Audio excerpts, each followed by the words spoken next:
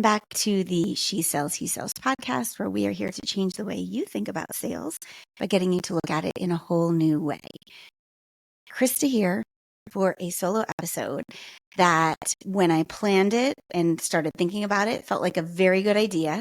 Now that I'm sitting here, I actually feel kind of nervous to tackle this topic, especially alone. I have my red lipstick on. When you see me in red lipstick, you know one of two things are true. I'm either feeling like a badass and I want to rock the red lipstick, or I want to feel like a badass, but I'm feeling like anything but, and the red lipstick is try to help me get there. The latter is true today. So this episode is airing on the last Monday in May, and May is Mental Health Awareness Month.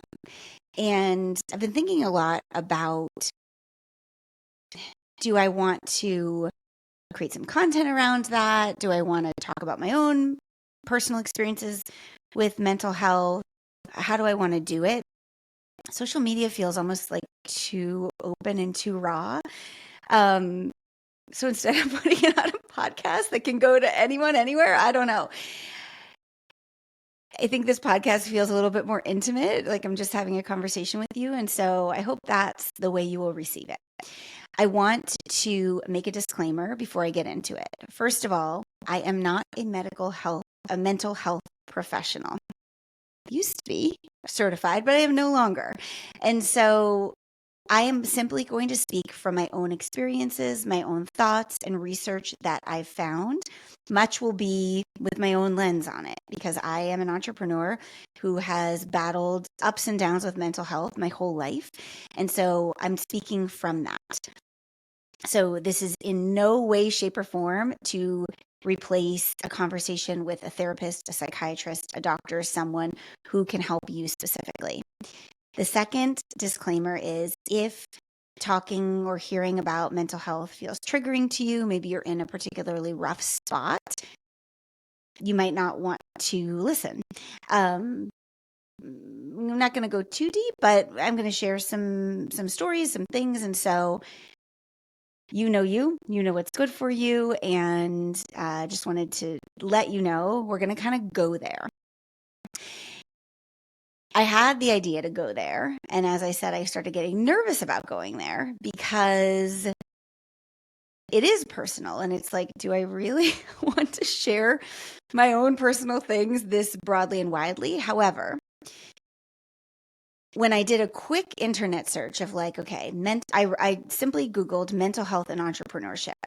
The thing that popped up right at the top of Google, and then so many articles below supported it, is that 72% of entrepreneurs report struggling with their mental health. 72%. That is almost 3/4 of us. And so we have an audience of podcast listeners that are, a lot of you are entrepreneurs or want to be entrepreneurs or have plans to build a business or brand one day. Many of you are in the thick of it. And I started to realize it's actually irresponsible of me to not talk about this, because I think a big part of the reason we struggle with mental health is because we don't talk about it. Because somewhere along the line, we started feeling like it was maybe a sign of weakness, even though we know it's not a weakness. Our brain knows that. As entrepreneurs, we are grinders, we are visionaries, we are creatives, we are follow me leaders. And do you really want to follow somebody who's like, I am feeling so anxious, and I've been feeling so anxious for the last 2 weeks, and I feel like I'm going to crawl out of my skin. I struggle with that myself. So do I put that out there? And then do I say, follow me? It's a push and pull. And I just want to have a really honest conversation with you, starting with a little bit of my own story. So if you're a faithful listener, you probably know my vibe. If you've worked with me, you know my vibe. I tend to be in that type A, perfectionist, driver, achiever category. Enneagram 3. If you know the Enneagram, that's the achiever. I relate so much to all of that. And baby, I was born this way. Yeah, I think nurture versus nature, maybe a little bit of both, but it is in my nature to be this person. And it's something that since probably middle school years, I realized about myself, and I realized is a blessing and is a curse, and can be something that's hard. I've shared on the podcast before that when I was really, and when I was probably about 16 and a half, I developed an eating disorder, a really bad eating disorder. I was anorexic. I got down to 80 pounds. I'm 5'7", very thin. It was a whole thing. And that eating disorder, I wouldn't say I was actually really in recovery now that I look back until I got pregnant, actually. Yeah, there were definitely, I wasn't that thin. That really thin period was for, about a year.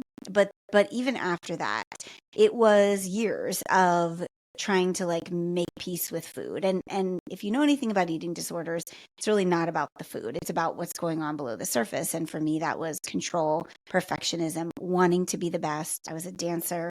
So in my mind, that was a part of it. But something else that I haven't really talked about publicly, and this is very personal. When I was 15, my favorite uncle, my dad's youngest brother, he was 27. He died by suicide, and that rocked my world. And I knew it rocked my world then, but I didn't understand how deeply it rocked me to my core. And looking back, I realized that actually had a lot to do with kicking off the eating disorder. When I was 23, my dad's sister died due to her mental health struggle.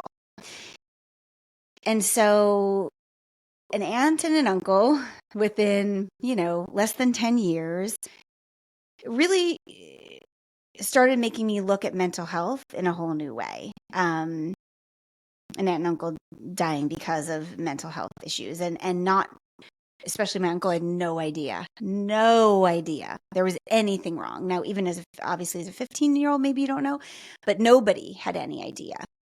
And it really influenced my desire to go to school to be a counselor. So I got my master's degree in counseling. I spent many years counseling women and children, and that work was really good and worthy and important, and it just no longer fit my lifestyle when I had my own children. But I've always had this passion around mental health. And yet I've always had this piece of it that I've been dealing with my own. So I had a really hard time getting pregnant with my oldest. Looking back, so everything's so clear when you look back. But looking back, a lot of that probably had to do with my nutrition, because I was really still in a strange kind of eating pattern phase of my life. And I was really anxious and really depressed about that. And I was in therapy as a teenager with the eating disorder, and then newly married, not so much. Brian went to Iraq. That was really hard. When he came home, I saw a psychiatrist again, then stopped. Then when I was struggling to get pregnant, I went back, really stayed with my therapist through getting pregnant, having Ava, going back to work, and really until we moved. And I have not seen a therapist regularly since then. And a big part of this episode is accountability for myself to get back with somebody. And we're going to get there in the end of this episode. So I guess I would say I'm prone to being anxious, but I also have had depressive episodes, and this runs in my family. This is in my DNA. So it's nature and maybe a little nurture, but for me, it feels a lot of nature. This is, some people, have other illnesses and ailments that are passed down through generations. I believe this is something that I have been passed down, and it is passed down in my bloodline to my kids, those lucky kids as well. I bring this up because I don't want this episode to sound like I'm in an ivory tower and I know all the answers, because I tend to default to that when I'm talking about things. I'm very much in it. I'm very much trying to figure things out myself. It's a constant evolution. And I struggled with all these things way before entrepreneurship. With entrepreneurship, it brings a whole other level. I don't know if you remember, gosh, I should have fact checked this, but years ago, Kate Spade died by suicide. And I was running my first business then.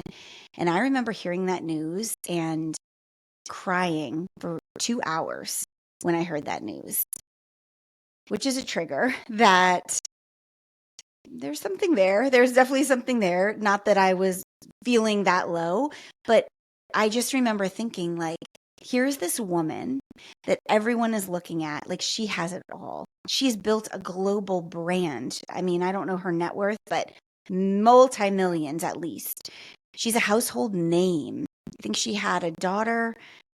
By all accounts, on the outside looking in, this really amazing, successful life, all the things we want. And clearly, there were a lot of things going on below the surface.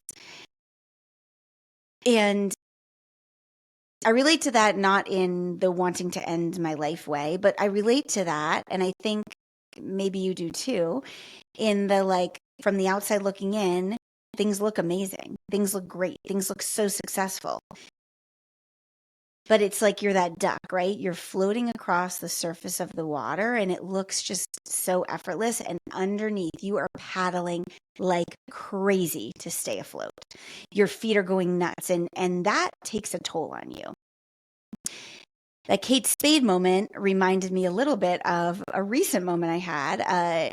Taylor Swift, proud Swiftie here, came out with her newest album, Tortured Poets Department. Should know that. The Tortured Poets Department. And her biggest, like, breakout song is I Can Do It With a Broken Heart. And when I first heard that song, I started crying. When I started crying listening to the lyrics. If you're not familiar with the lyrics, I'm now blanking on the lyrics, but I'm a real. Some of the verses are great, but the chorus is, I'm a real tough kid. I can handle my shit. They said, baby, gotta fake it till you make it. And I did. Now fake it till you make it. There it is, my motto. And I still love that in a lot of ways, but it's, lights, camera. She says, bitch, lights, camera, bitch, smile, even though you want to die. And it is that feeling of, like, I putting on this face, and it doesn't even feel like you're putting on a face. It feels like you're just doing what you're supposed to be doing. You're showing up. You're being the face of the brand. You're grinding. You're getting things out there so the business can stay afloat, so you can keep money into the business, so you can pay yourself, so you can support your family, all these things. But sometimes inside, you feel like, it sounds dramatic, you feel like you want to die. I don't mean you actually want to die, but you feel like, I can't do it. It's so hard. I relate. Maybe you relate. And those are kind of that Kate Spade moment and this moment when I have this visceral reaction of, like, whew. To me, that's like the red flag. Like, okay, your mental health is not where it should be. And before I go on, I want to take a moment to define the way I like to think of mental health. So mental health is good, is not a bad thing. So we hear, like, oh, mental health, like, we all have it. Healthy mental health, or like a mental health that we want, isn't feeling happy and satisfied and above the line all the time. Good mental health, normal, average mental health, is feeling appropriate emotions to circumstances. So talking entrepreneurship, let's say you have a client that sends you an email and tells you that they're not happy with something, and you feel like, oh, You get that gut punch. The air is sucked out of you. You feel like, gosh, I'm gonna cry. This is so upsetting. I'm so upset. It might take you a day or two to recover. That isn't bad mental health. That's appropriate mental health. When there is a negative situation like that, of course you're going to react negatively. If you're in the middle of a launch and a lot is riding on the launch and you feel really anxious and nervous and wrapped up in the launch, that's normal. That isn't a red flag in your mental health. That is appropriate circumstances. Now, it's what happens after that, how long that continues. Do you go farther? Do you spiral? Do you cry when you listen to I Can Do It With a Broken Heart? That's a little bit of a red flag. That's a sign of like, ooh, mental health is not quite where it should be. And I've lived long enough and I know enough about this for myself and through my work as a counselor and just a human being that's lived 45 years on this planet to know, okay, red flag, got to do something about it. Things need to change a bit. And I'm going to talk to you a little bit about ways that I kind of work through that. But I did want to read you a few stats, which are alarming. So study in 2023, I already told you 72% of founders, entrepreneurs struggle with mental health. They say 37% struggle with anxiety. 36% experience burnout. 10% have panic attacks. 54% are very stressed about their business, with fear of failure being the main stressor. 81% of founders hide their stress, fears, and challenges from others, and more than half hide their stress from their co-founders. So if you're in business with someone, you don't want to tell that other person. 77%, this is where it starts getting a little scary. 77% of founders refuse to seek qualified professional help. And they actually find that younger founders associate a greater stigma with getting help, which actually shocked me because I do feel like the younger generation is much more evolved and mature than we were when we were their age. But that's what the study showed. More than 50% of founders lose sleep since becoming an entrepreneur. 47% of founders exercise less. Founders spend 60% less time with spouses, 58% less time with kids, and 73% less time with friends and family. An average level of loneliness reported is 7.6 out of 10. And here's the most wild stat of them all. With all that being said, 93% of founders say they would do it all over again. What is wrong with us? What is actually wrong with us? There's nothing wrong with us. But I bring those stats not to be a black cloud of doom and gloom, although they can sound like that. I bring those stats to you to let you know this isn't some random topic I pulled out of thin air. And also because I bet most people listening to this relate to some part of it. And when we relate to it, we feel before we relate to it, when we feel these things, we feel alone. We feel scared. We feel like we're on an island. We look at other people and we think, well, look at them. They're so successful. They certainly don't feel like this. We look at them like they're Kate Spade and look at how that story ended. So we're not alone.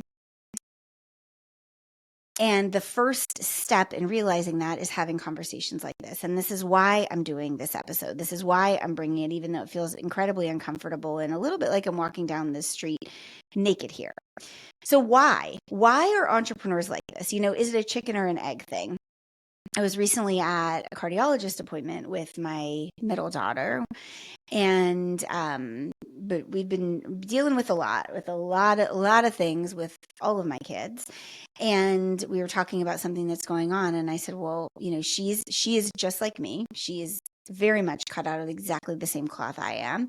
And I said, what do you think is causing this? Is it that she was born this way and that's causing these physical reactions in her body? Or is it that the physical reactions are happening and it's causing more of anxiety? And, he was like, it's just a chicken or an egg where you can never answer it. And I think about that when it comes to entrepreneurship, because is it that we are these type A driven people, most of us, and we're drawn to this path. We like being in charge. We like making the rules. We like blazing the trail. And so we go and start our own things.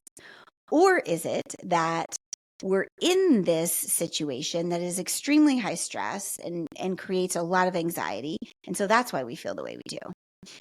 For me, is definitely a little bit of both. I definitely fit the profile before entrepreneurship ever came into the picture. Entrepreneurship and parenting, growing children has made it all harder. And I do want to, before I move back to entrepreneurship, I do want to just give a nod to the raising kids that are growing up. It's a whole different ballgame when it comes to supporting teenagers, and I would imagine young adults. I don't have any of those yet, but we're getting really close. Than it is younger kids. And so when your kids are younger, I think I dealt a little bit more with depression, a little bit more with who am I? What's my role? Where do I belong? Is this what it is for me now? Do I have no time to myself?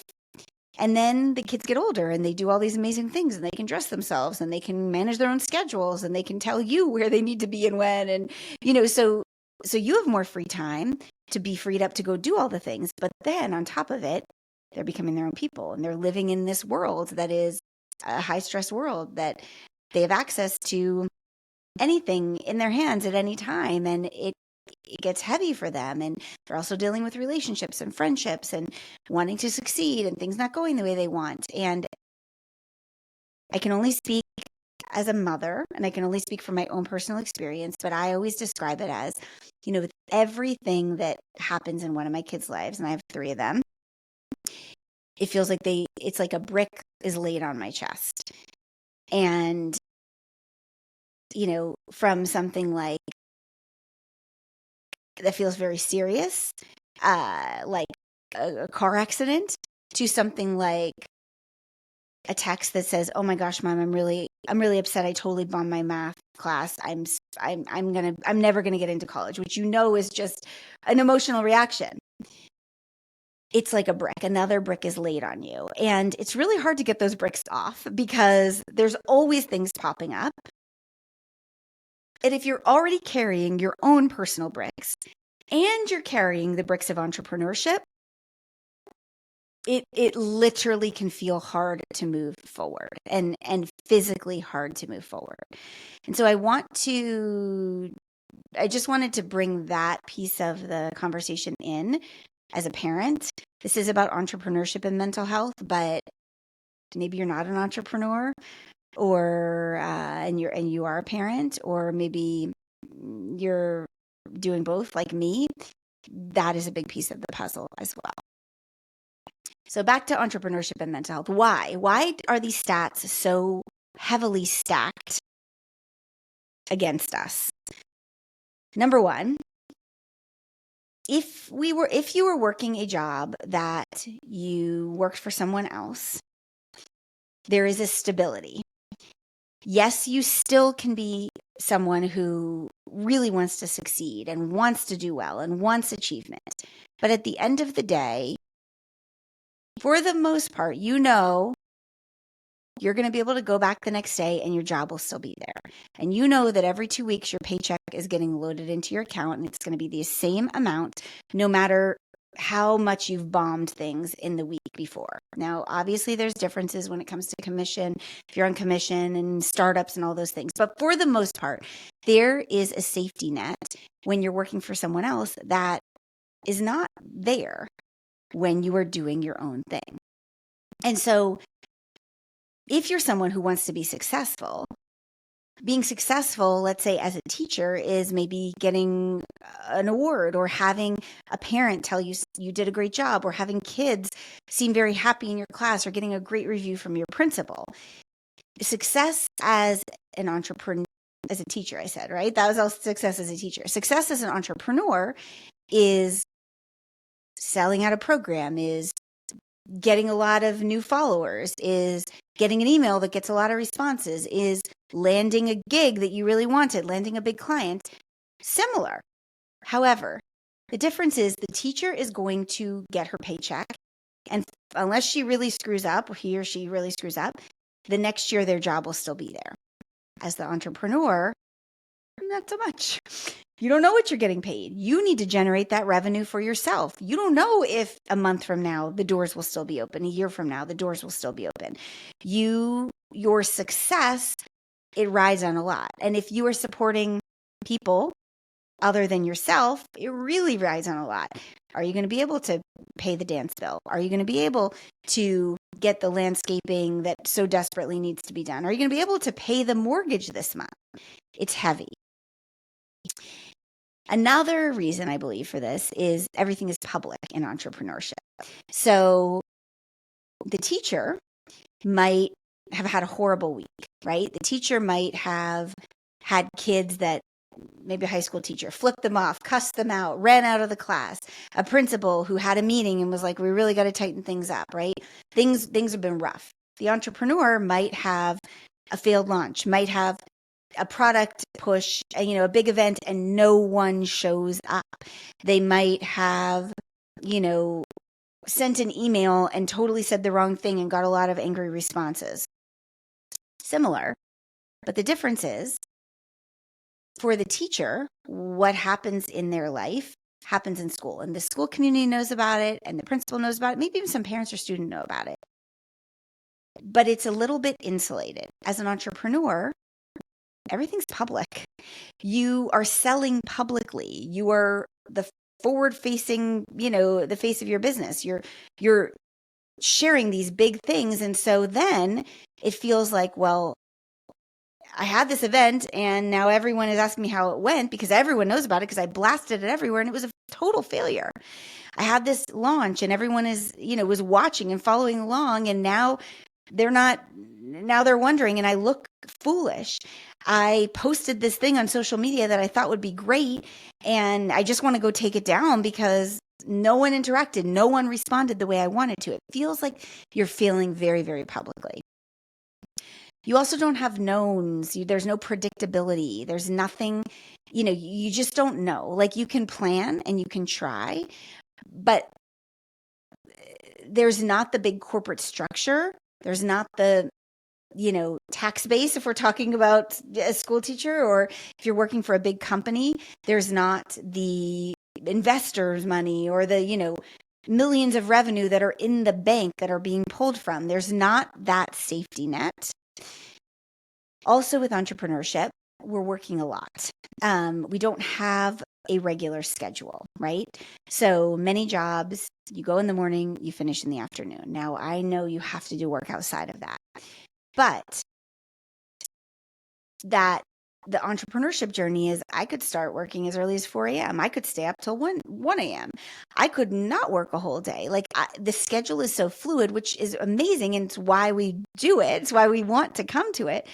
But it also leads to just no boundaries, no breaks. I find myself where I really struggle is in the evening. So again, I'm at the stage in life where for them, for my daughters, a lot of the activities are just drop off activities, like, or they don't even need me to drop off. Ava's driving. So like, they're doing their own thing. And then I have a lot more time in the evening to myself while I'm waiting for them. And so what am I going to do? Am I going to just sit on the couch and watch a show? Am I going to do laundry? Or am I going to go crack open my laptop and get back to the things that I didn't do before? Am I going to sometimes create more work for myself because I have the time to do more work? So we don't have that off and on switch. We don't have the boundaries built in for us. And if we don't build them in for ourselves, it's very hard. And then I think the last thing that makes it hard is the lack of support. We are on an island here. Solopreneurship is called solopreneurship for a reason. You are you're on your own. You're a team of one. And even if you have a team under you, you don't want to go to them and say, oh my gosh, things are not looking good, because you don't want them to be scared and be like, well, are you going to be able to pay me this month? Do I have a job, 3 months from now? So we a lot of times hold it back from those people. Back to that stat about the co-founders not sharing with each other because we don't want to stress other people out. And we can have the most supportive family, and friends, but unless they're walking this journey, they just don't get it. It can fall flat. It can sound like we're complaining and we don't want to do that. I tend, when my friends ask me about my job, I tend to be like, it's great, it's good, because I just don't even want to go there. And a lot of times I just want to be friends with them and I just want to talk about other things. And I don't want to have entrepreneurship bleed over into that friendship as well, because I want to break from it. But because of that, we don't have a water cooler or break room where we can go and sit and be like, oh my gosh, this is so hard. Are you having a hard time with this too?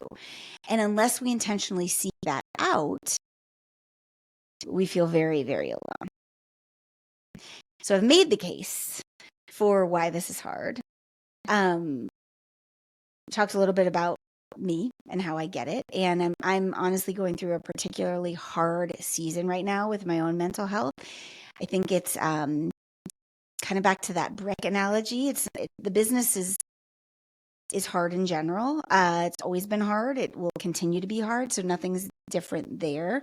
But in life, as a family, we've had a particularly rocky 2 years when it comes to career stability, finances,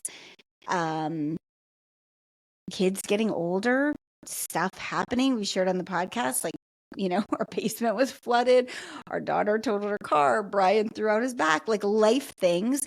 But it really feels like one thing after another has kept coming and coming. And honestly, now the reason I think I'm feeling it right now so deeply is because things have started to get a little bit better for the other people in my family.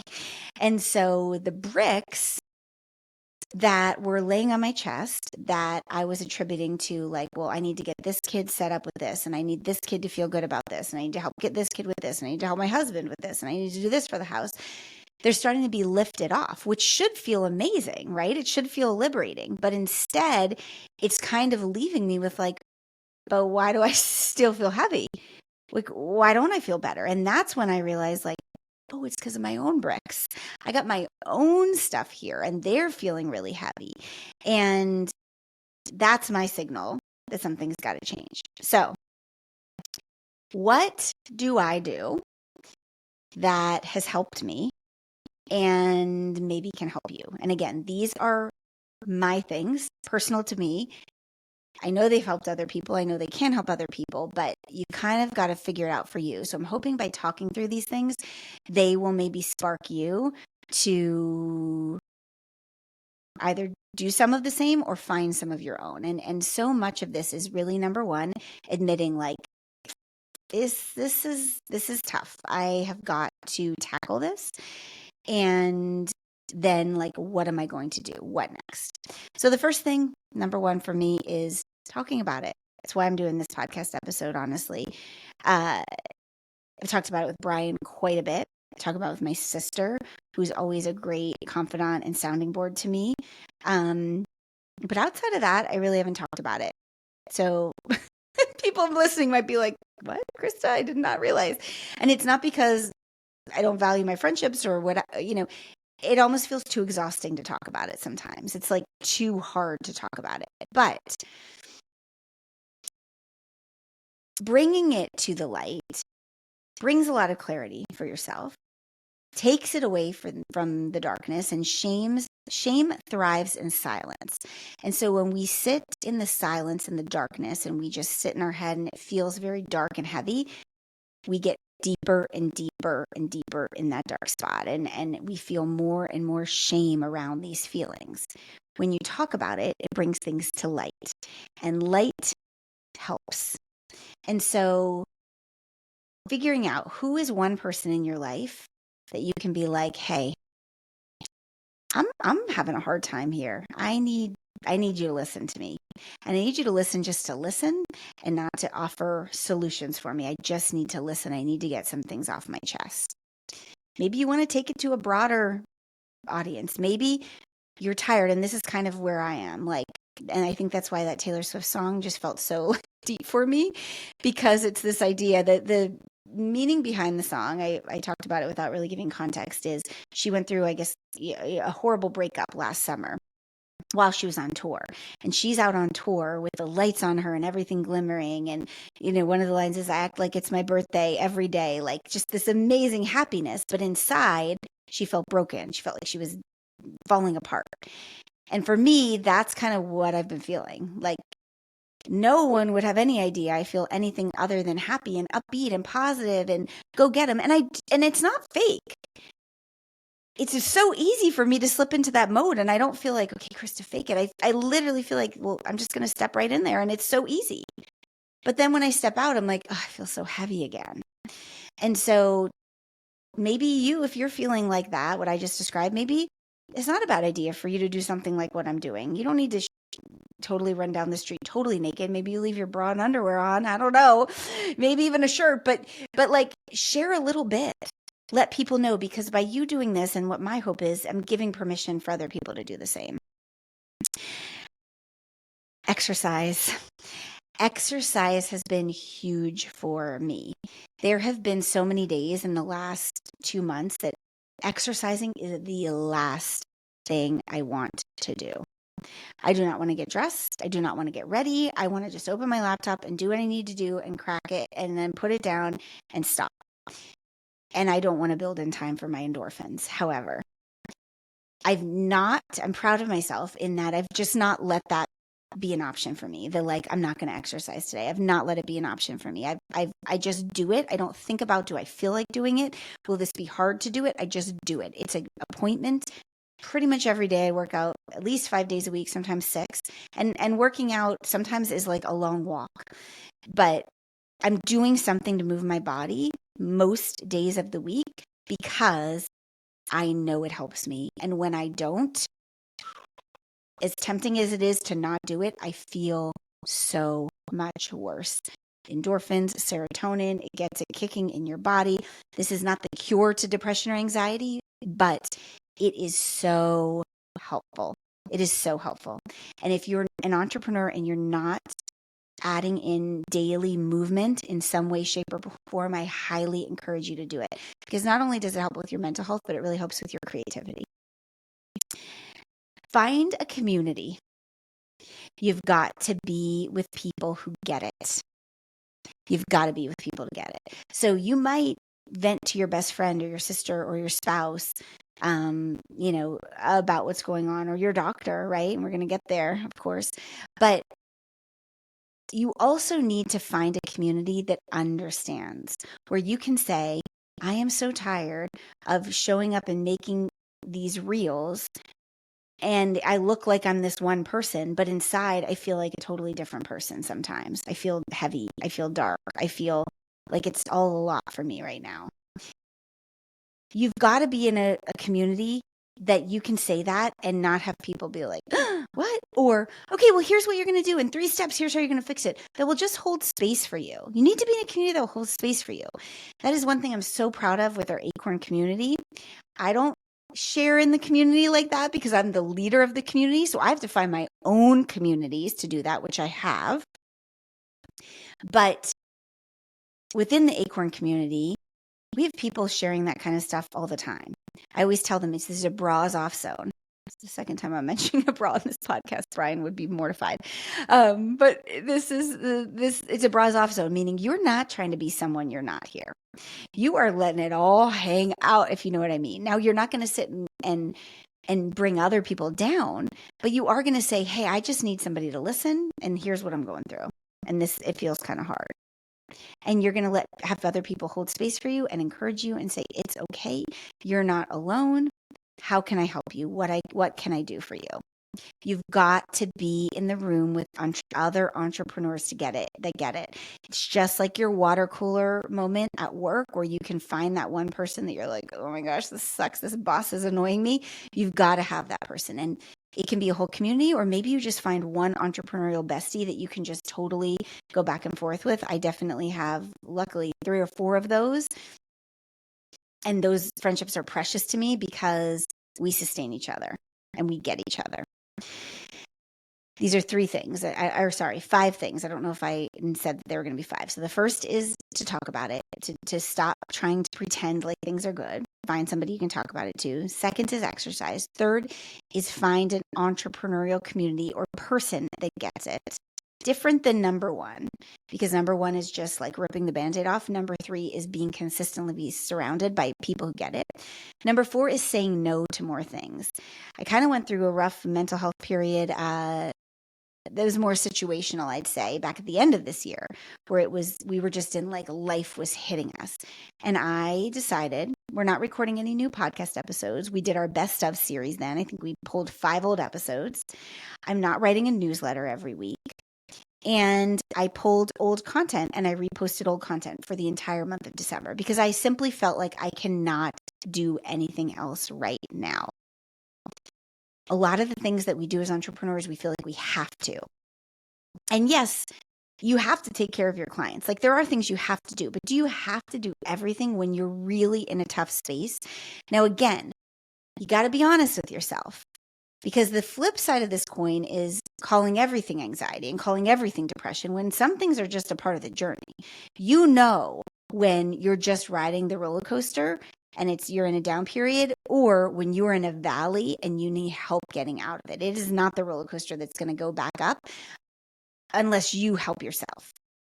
So how can you create boundaries? What can you say no to? What are things that don't have to happen right now? Put some boundaries in place for yourself and give yourself some space to maybe go do that exercising, to go talk to that friend. And the last one is the most important one. Get some help.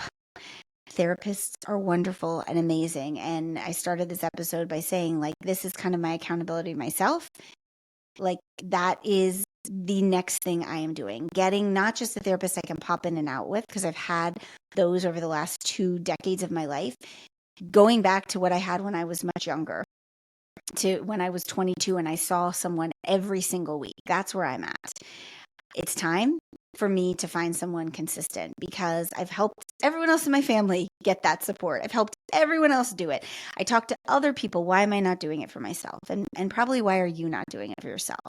Maybe you need to get back to therapy. Maybe you need to schedule that appointment. Maybe you need to find someone. It feels overwhelming. And honestly, for me, the reason I haven't done it is because I'm like, oh, it's just one more thing. I literally take care of so many things for so many people and it's one more thing. But I'm starting to tell myself what I know I would tell anybody else. Like, it's the most important thing because I can't take care of other people if I'm not taking care of myself. And so I highly encourage you, if you really feel like you're in a down, your mental health is not commensurate with the situation. If you're listening to Taylor Swift and her lyrics make you cry because you feel them so deeply, red flag, it's time to get yourself a therapist, or it's time to go to your doctor and talk to them about getting on medicine. There is nothing wrong with getting on medicine to support you. If you have diabetes, you'd be taking insulin. When you have a headache, you take Advil. If you were on high blood pressure, if you had high blood pressure and with all your lifestyle changes, you could not control it, you would get on medicine because you want to live. It's the same thing here. I'm a big proponent of that. And when it's right for you, not everybody needs it. Not everybody, needs to rush to that. But if you're trying all the things and nothing helps, like there's chemical imbalance in your brain. Like your serotonin is not being absorbed. Your brain is not producing it enough. Like there are things that are going on biologically and chemically in your brain, very likely. And sometimes you need a little help and there should be no stigma around that. So that's it. Number 1, get it off your chest, rip off the Band-Aid, say, hey, I'm going through a hard time. Number 2, incorporate exercise into your daily routine. Number 3, find an entrepreneur friend that gets it, that can be your constant, that you can listen to her or him or them, and they can do the same for you. Number 4, say no, create more space, create boundaries. And number 5, get some professional help. 1, 2, 3, 4, 5, or find your own. But I just encourage you to not sit in silence if this episode resonated with you. And if this episode did resonate with you, I would love for you to share it with someone else. Maybe it's your way of pulling off the Band-Aid. Maybe you share it with somebody and say, this is exactly how I've been feeling. I want you to listen to it. If you have other entrepreneurs, I would love for you to send it and share it to them because I'm tired of us just taking it on the chin and being quiet. It's time that we talk about it, because we're not superhumans, even though we like to pretend that we are. Thank you so much for listening. Thank you so much for holding space for me, because this was actually quite therapeutic, but will not replace my therapist, who I'll be finding very, very soon. I love you. I appreciate you. You do already have what it takes. That's not some cheesy motto or line. You simply do. And I am cheering for you every step of the way.